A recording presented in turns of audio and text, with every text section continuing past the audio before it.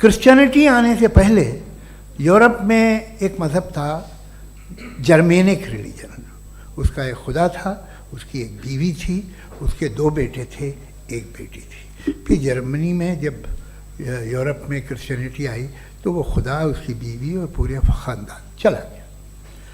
तो अगर हम हिस्ट्री देखें तो खुदा जो हैं वो ज़्यादातर फ़ानी हैं, वो हमेशा रहे नहीं। और वो जो लोग इन्हें मानते थे उनको आप कहें वो तो जाहिल थे, उन्हें तो कुछ पता ही नहीं था। ऐसा नहीं है, वो अपने वक्त में बड़े काबिल लोग थे और अपने वक्त में उन्होंने बड़े बड़े काम किए हैं, फिलोसफर्स थे, साइंटिस्ट थे। लेकिन उनका मज़हब कहाँ गया, उनके खुदा कहाँ गए? आज जो खुदा हैं दुनिया में लोग उन्हें मानते हैं।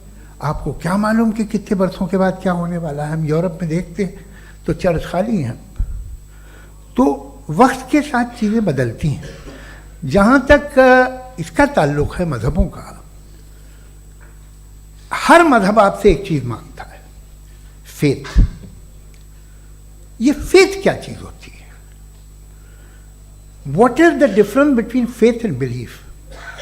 ये तो बहुत ही अहमकाना बात होगी कि कोई आदमी कहे साहब अगर खुदा है तो मुझे दिखाइए। ये तो जाहिलाना बात हुई। रिस्पेक्टेड जावेद साहब ने हवाला दिया कि खुदा फ़ानी है। कितने मजहब आगे चले गए, किसी ने जुपिटर को खुदा माना, किसी ने किसी को माना। मैं कहता हूं जिसने कॉन्टिंजेंट चीज को खुदा माना, गलत माना, वो खुदा ही नहीं, वो खुदा ही नहीं है। हम तो नेसेसरी बीन को साबित करने बैठे हैं, वो नेसेसरी कॉज जो इटरनल है, जो अबदी भी है और अजली भी है। हम किसी और को साबित करने नहीं बैठे। दूसरी चीज उन्होंने कहा कि फेथ एंड बिलीफ, ये एक ऐसी डेफिनेशन है फेथ की जो इन्होंने पहली मर्तबा पेश की है, या माफ कीजिएगा इन्होंने पहली मर्तबा पेश नहीं की है, रिचर्ड डॉकिंस ने पहली मर्तबा पेश की है। मुझे मालूम है ये सोर्स कहां से है। एपिस्टेमोलॉजिकली फेथ और बिलीफ का फर्क आप इस तरह नहीं कर सकते सर। फेथ सही भी होता है, गलत भी होता है। बिलीफ सही भी होता है, गलत भी होता है। जो लॉजिक, रीजन और एविडेंस से बैक्ड होगा वो फेथ सही होगा। और आप जिस फेथ की बात कर रहे हैं कि इलॉजिकल है और उसके पीछे नहीं है, तो we are on the same page. हम नहीं मानते उस फेथ को।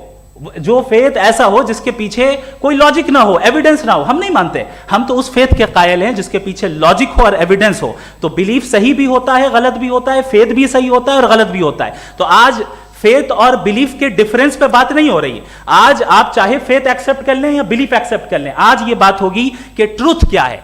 चाहे ट्रू बिलीफ सही है या ट्रू फेथ सही है, और फॉल्स फेथ क्या है और फॉल्स बिलीफ क्या है।